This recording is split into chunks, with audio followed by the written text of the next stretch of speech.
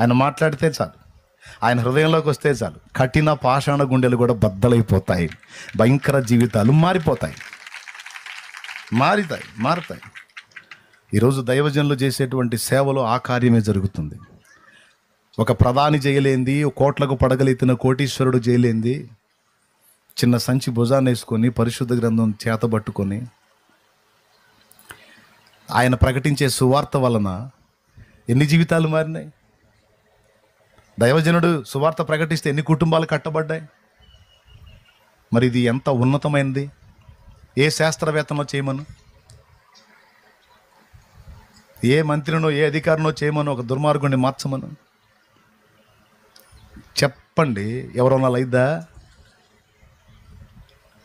మరి ఇప్పుడు చెప్పండి, కోట్లు సంపాదించి కొప్పేసేవాడు మొనగాడా, కోట్ల కంటే విలువైన జీవితాలను కట్టి వాళ్ళ బ్రతుకులను పచ్చగా నిలబెట్టేవాడు మొనగాడ?